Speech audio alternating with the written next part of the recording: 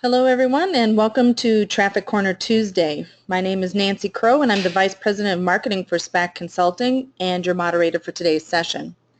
Before we begin, I just want to remind everyone of a couple housekeeping rules. Give me a moment. There we go. If everybody could please mute their mics. Muting their mics to minimize some of the background noise during the presentation will allow everyone to hear our presenters more clearly, and also to encourage everyone to join in the conversation. Today's presentation is intended to be an interactive dialogue, and I would encourage all of the attendees to please feel free to ask questions and share their experiences throughout the presentation. Just type your questions into the comment area, and either Mike or Bryant will be happy to answer them throughout today's presentation. Oh, let's see here. There we go. Finally, I want to thank, before I introduce the speakers, I want to take a moment to thank you for participating in today's session. We started these webinars as a way of sharing our expertise with others in the industry. We've received a lot of positive feedback about these sessions, and with each new session we've been seeing a growing number of participants, both throughout the U.S., Canada, and around the world. So thank you for joining us today. If you stick around to the end of today's presentation, we will be offering a free guide to attendees on the 7 must-do things to successfully manage traffic at large events. So be sure to stay to the end of the presentation to receive your copy. Finally, I'd like to take a moment to introduce our 2 speakers today. Mike Spack is the president of Spack Consulting and is the recognized leader of traffic studies. He's a graduate of the University of Minnesota, past president of the North Central section of the ITE, and fellow of the Institute of Transportation Engineers. Since 1996, Mike has led over 1,000 traffic engineering projects, and during the past 2 decades, Mike has founded 4 other companies, including Spack Consulting, and is the creative force and principal writer of the industry-leading blog, Mike on Traffic. He's an accomplished author with articles published in industry publications, as well as several industry manuals that are used by engineers around the world. Also today, our second presenter is Bryant Fiesek. Bryant is the Vice President of Spack Consulting and is also widely known in the transportation industry, having managed over 700 traffic engineering projects. He is a graduate of the University of Minnesota, and Bryant is an expert in Synchro, SimTraffic, Vistro, and Visium traffic modeling software packages, and thrives on developing creative solutions to traffic and transportation issues. Bryant is a regular contributor on Mike on Traffic and is a published author of industry publications as well as co-author of several industry manuals with Mike Spack. So please join me in welcoming our 2 presenters today, Mike Spack and Bryant Fiesek. Thanks, Nancy. And of course, brought to you by us at Spack Enterprise, which includes all of these companies. Most of you know about us. And we've had a pretty good run the last few weeks. Bryant and I have had a lot of fun. Today we'll be talking about managing event traffic. If you have missed any of the past 4 webinars, Randall asked if we had videos of them, and I put our YouTube channel link in the chat. And yes, we are planning on posting everything we record, so feel free to look at that. And one little other housekeeping before we get going. We'll wrap up today's webinar. We're going to take off next week from doing webinars, but we plan on coming back, and we'll talk about that a little bit at the end. Hopefully we have time. All right, so large events, just a quick overview. The first thing we like to look at is just what's that definition? What does a large event mean? Obviously there's some big ones, the Super Bowl, NCAA, March Madness, those types of things, but you can get down to some smaller items too, whether it's with Halloween. A lot of, at least around here, we have a lot of haunted farms, corn mazes, that type of thing, very seasonal traffic. That could be considered a large event. Farmers markets, depending on how often they operate, that could be defined as a large event. So really, when you look at a large event, that definition can be a little bit fluid. It doesn't necessarily mean hundreds of thousands of people each time. It could mean just a seasonal event that's attended by a couple thousand. It could be a small stadium for 5 to 10,000. It could be these larger events. So there's really kind of a fluid definition for that. Once you have defined that large event, the next step that we like to look at, assuming it is a large event, you need to plan for that traffic now. It's not an everyday type of event. But what are the goals? What are you trying to solve? Obviously, for larger events, you're not going to make everything level of service A. That's a waste of resources, too much pavement, too much for what is essentially a small amount of time. So are you looking to improve safety? Are you looking to encourage other modes of traffic? Just trying to define what are your real goals as you look at large events and what you do with them in terms of traffic. Yeah, and to piggyback on what Bryant said, often our experience is a large event is certainly in the eye of the beholder. An event that draws a few hundred people in a peak hour out in a very rural area can be seen as a large event. We've worked with a small Buddhist temple that didn't have that many people coming, but they had an event once a year that drew a couple hundred cars, and we had the county required them to do a management plan that we worked on, and then we've worked on events that'll draw 20, 25,000 people a day, and clearly any of us would say you need a detailed management plan for that. So that's kind of the basis for where we start.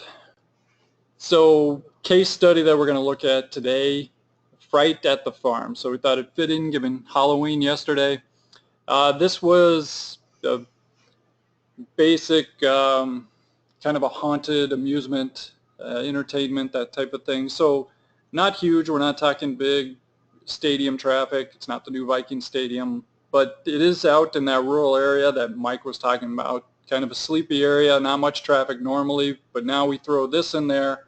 Now for the month of October, you've got what is defined as that large event.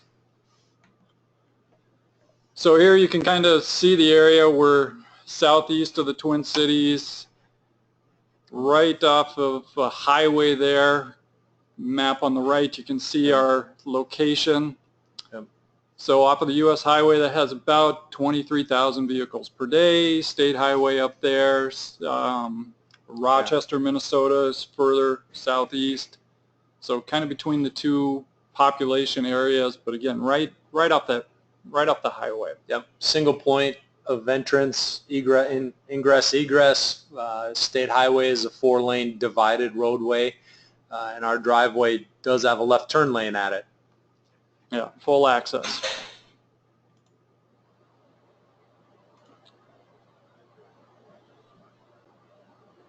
All right, so just a quick look at operations. They're open in October, Thursday through Sunday generally. They have a pumpkin patch where people can come pick out their pumpkins. They have a corn maze cut through the fields. You saw those kind of around the area. That's open about the same times. People can stop in whenever and they pay their fee and go in. And then they have guided tours. They're scare tours. Now those are the ones, they're set hourly. That's when they have a specific, they have the big groups of people coming for that time. They take them through the tour and then they exit and wait for the next one. So as you look at these 3 events, all of them draw people. The first 2, it's variable. You definitely get the ebb and flow just whenever people get the sense to head out there. For the guided tours, you have a little bit more of controlled and very defined window of when people are entering and exiting. And naturally with the guided tours, you have a larger peak event as people are coming and going to that event. Did they have numbers, Bryant? I think we talked about that, of about how many people show up. It should have looked that up. Yeah, we're talking in the hundreds though, not thousands. Kind of order of magnitude. So by our definition, this isn't a huge event. But if you compare that back to the map where we have the driveway entrance, this is essentially a farm, so there are very few ins and outs normally. Here we got a close-up. Very few ins and outs normally, but now you add in that few hundred people a day on those weekend times, even on the weekend times, and you can see how you get a lot more coming out of what is essentially a residential driveway almost. All right, so looking at this, you can split them up, in this case, into two items, two ways to look at this. Kind of internally, how are you going to manage traffic once it gets into the site? And then externally, how do you manage traffic coming and going to the site using the public roads? So first we'll focus on the internal here and just some questions as we go. So coming back, we define this as a large event. So now what are our goals? As we talked with the state, as we talked with the operators of this event, one of them is just keeping traffic moving, keep it off the highway. So you don't want that backup where people are backing up onto the through lane. You're causing through traffic to weave through. You get a lot of conflicts there. So how do you keep traffic moving through that driveway? Reduce exiting stacking. So here we do have those defined peaks for the guided tours. So as everybody finishes that tour and starts to head out, we don't want the lead person sitting there for 2 minutes trying to get out, and then everyone behind. You can get some big stacking there. We want to make sure they can get out, the next people can come in, and kind of minimize the conflicts between them. So, and one thing to note is in this study we did not do, I mean, you could go as far to do a lot of VSIM modeling. You could spend a tremendous amount of time modeling with events like this, and if you're dealing with the Super Bowl, that may be warranted. Here, I mean, given the size and kind of cost, benefit, expense, all of those things, we didn't get into heavy modeling, especially since there's an exceptionally long left turn lane already built and a shoulder here to be used as a right turn lane. So kind of the big safety is to make sure that we're not stacking out into the through traffic that's going 65 miles an hour. We want to keep them, just want to make sure we can keep people flowing into the site though. But really we're focusing, a lot of our work ended up talking with the internal operator. They were concerned about making sure people could get out of the site and work on those issues. And of course then MnDOT, the DOT, was concerned on making sure we didn't have the stacking coming in.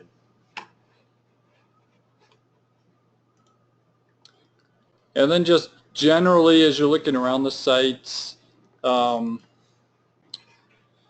minimizing conflicts. So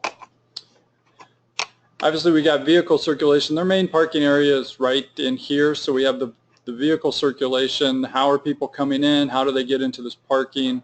And then how do they pull back out? So what happens in this big area and as people come in? So that kind of flows right into, you got your circulation, you also have the parking in here, employees parked over here, and then if needed they had some overflow. So it's a tight spot for the cars they expect. So really taking a look at all those, how is that going to work as we move through the site? Pedestrian and vehicle conflicts. So the flow of traffic, this big building here, that became their main operations. People come in here, they can, they have some beverages, some light snacks that you can get there while you're waiting for the tour to start. Pumpkin patches on the other side. Basically then you come out of here and the guided tour takes you around on the edges of the corn maze around through here, kind of goes around the site back to the barn here, and then you finish up on this side and they'll take you back here. So as the flow comes around, particularly in this area where you have vehicles coming and going, how do pedestrians get back and forth? How do we minimize those conflicts and make sure that can be a safe movement? Another issue when dealing with any kind of internal operations with events like this is just making sure things are well lit. don't want anybody going down, stepping in a hole and spraining an ankle, and also want the pedestrians to be able to see the cars and vice versa. Yeah, and just on that one, that was a little bit tricky because obviously for a Halloween themed one, you want it darker. You don't want this nice bright lit area, but we definitely had to consider where some lighting would be. And then the last one, personnel, just as you have people working the site, hopefully helping people to their parking areas and circulation, you want to make sure that they are well seen, they know what they're doing, they have some training, and everyone can clearly see what they want them to do. And then kind of last piece is just make sure that all the personnel are informed, and hopefully websites clearly indicate how people get into the site, what they should expect. Is there paid park? Do people have to pay for parking? Things like that. And that's a whole nother issue that we would bring up if places like Valley Fair, a big amusement park, they charge for parking here in the Twin Cities, and getting people smoothly into the site to their parking stall is an issue.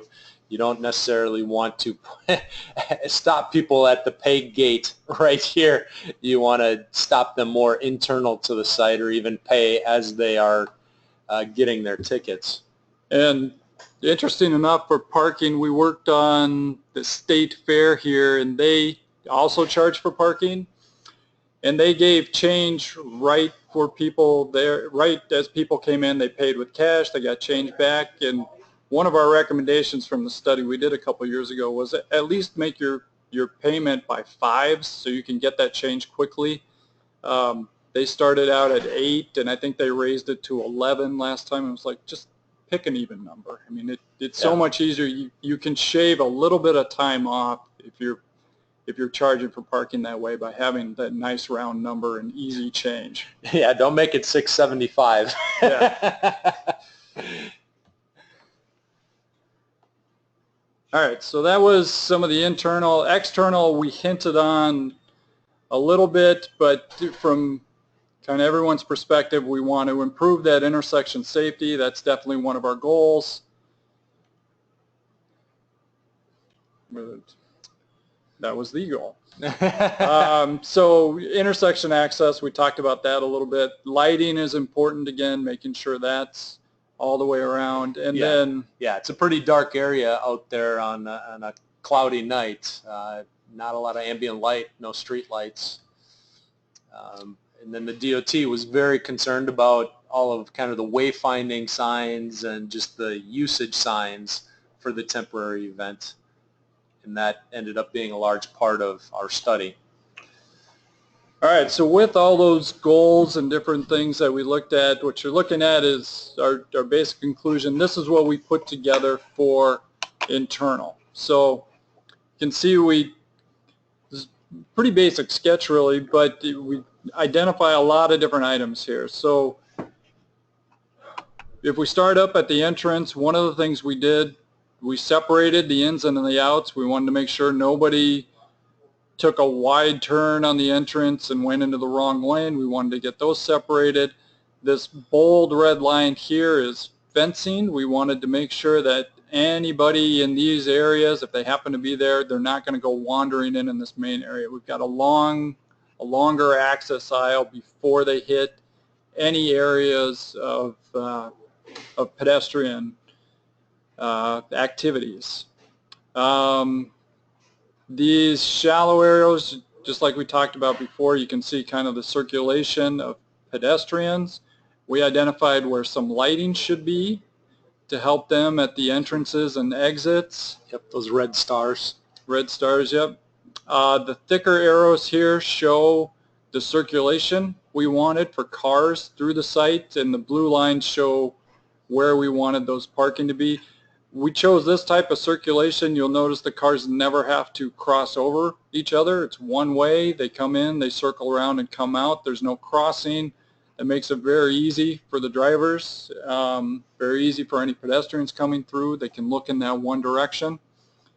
And the blue lines here, one thing for the parking, we want to make sure that these lines are clearly identified, so we recommended having flags, markers, cones, something that needs to help them out, because otherwise you can see on the aerial it's just a big gravel lot essentially. If you leave that wide open, you'll get all sorts of parking everywhere, and you minimize what can go in that. So anything you can do to really identify where those stalls are, where they can park appropriately, and then hopefully having that personnel there to guide them even specifically to their spot. So you get those cars parked where they need to be, aligned correctly next to each other, maximizing the site. Yeah, larger events like the State Fair, or we've worked on a big event called Snow Baron's snowmobile racing, that swap meet that draws 20,000 people a day.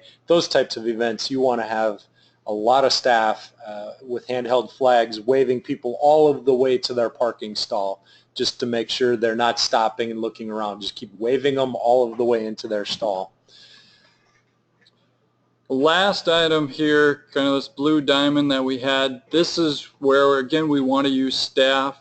You can see we got the break and fence. This is where pedestrians are going to be coming back and forth. We want people to control this so they can stop pedestrians, make them wait either for a gap or till they get a little bit larger group, stop traffic, allow those peds to go, and then allow traffic to go through. So having a controlled access here rather than just the one or two peds going across and constantly stopping traffic, or vice versa. So so that covers all the internal. Getting over to the external, you'll see these dots here are, we determined, looking at rough numbers and parking lot capacity and doing some back of the envelope calculations, that we could have a real problem getting people out of the site if we get a couple of cars wanting to turn left. Talking it through, doing our own analysis, we ended up deciding this should be a 3/4 access intersection, full ingress from the north and the south, but forcing everyone leaving the site to take a right and to go down about 1/8 of a mile to the next median break that had a left turn lane, and then they'd make a U-turn. And that's a pretty common strategy we employ for events, is limiting that outbound traffic. Those left outs, conflicting the left in and a left out, we just thought there's too much of a safety risk here. We did recommend that they set up video cameras and collect video during the event, so then we could get baseline data to make adjustments the next year if this was an unfounded concern based on the actual traffic patterns. We're open to making this a full egress out, but starting out, we wanted to limit that and then collect good existing data on how the event actually operates. It's always easier to start small, limit first, and then open up if you need to. Going the other way gets tougher. So then kind of the last big piece, so that was more of the internal operations, and then you can see the driveway right here. It was coming up with the traffic control plan that they hired temporary traffic control company to come and put up all these signs, but you can zoom in, event congestion ahead. We put spacing down the highway to let the operators know of the signing company where they should put things. We wanted to put the existing signs out there so they would have a frame of reference, and we basically designed this traffic control plan per the MUTCD, the Manual on Uniform Traffic Control Devices. So one key aspect was no parking. MnDOT was very concerned with ending up with parking along the highway. That can be a problem with these kinds of events. So that was a key we had to make sure we had in there. Yeah, we made sure they put that on their excuse me, on their website as well. That was a key point, no parking on the highway. The spacing, like Mike said, we got the existing and the proposed. This lets us see that, yeah, we're going to be able to see all those signs. It also makes sure that we don't have any conflicting signs out there, and there were no signs that we needed to cover up or anything like that.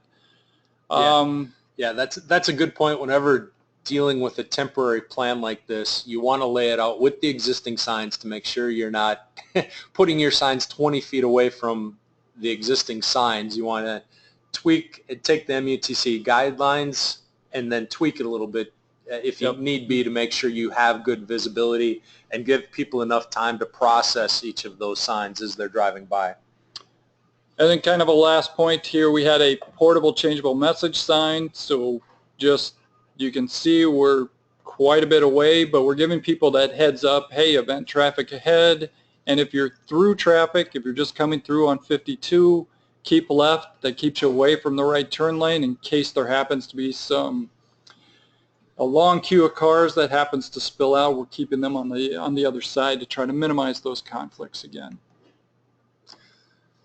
So that's a quick run through of a smaller event that we've done. It kind of lays out some of how we go about setting up the goals, talking to both the government agencies as well as the operators, and then thinking through the elements of the plan.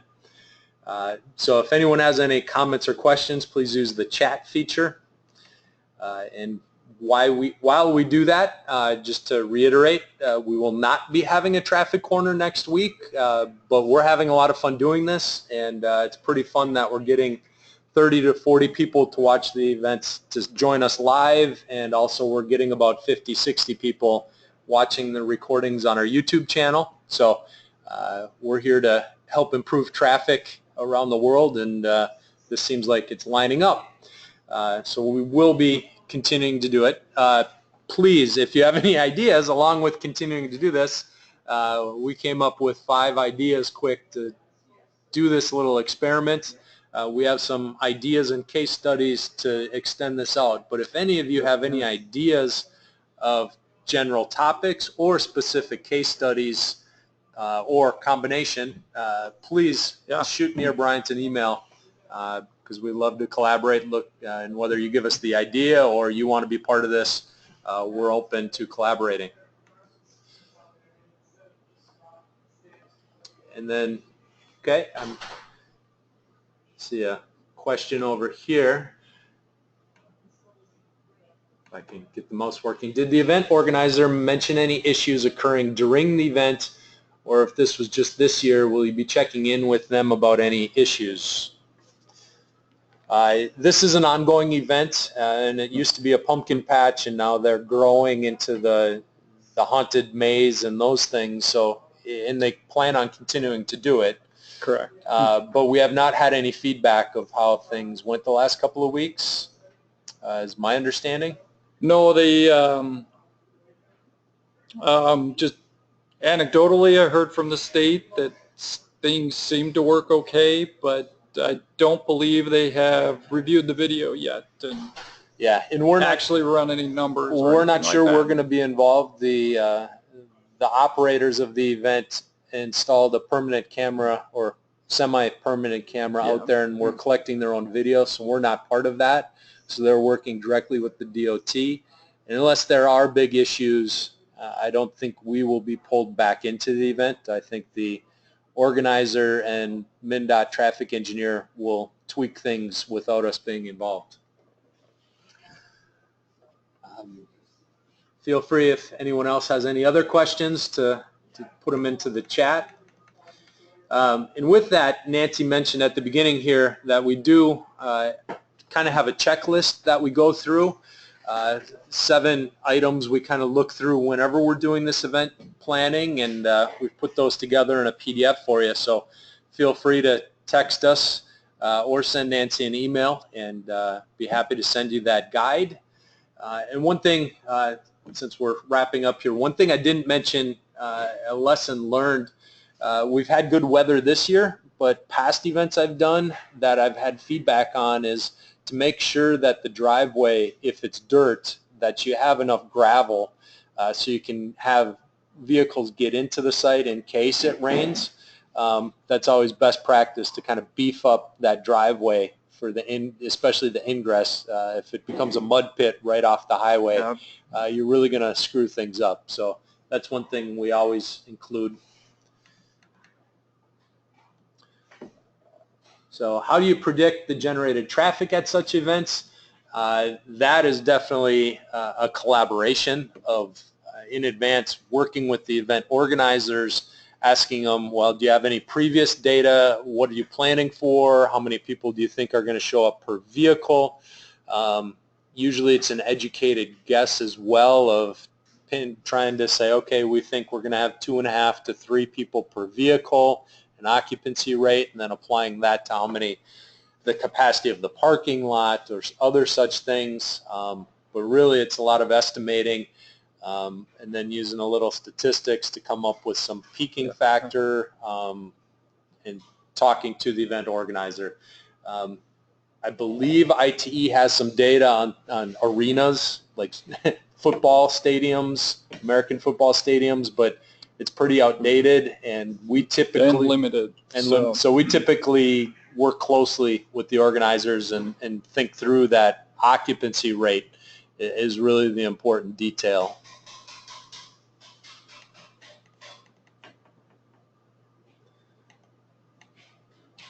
Okay, are there good generation tables rates for different types of events? Next question from Andrew. No, not that I have seen, but if we get our hands on this video, hopefully everyone knows we like to share our data at tripgeneration.org. And as we come up with event traffic, we will note that, but it's hard. Every event to me is very unique. Yes. And I wouldn't want to take any kinds of rates for this and necessarily even apply them to another similar facility in a different part of the country. I think location within the region, population centers, advertising, size of the event, I just think there's too many variables other than trying to come up with vehicle occupancy rates. Yep. Okay, with that, we're going to shut down the webinar. Feel free, again, to email us with ideas, questions, comments, both on today's webinar and also any ideas for future webinars would be great. So looking for feedback there. And reach out to us if you'd like to get our checklist here for events. Thanks, everyone. All right, thank you.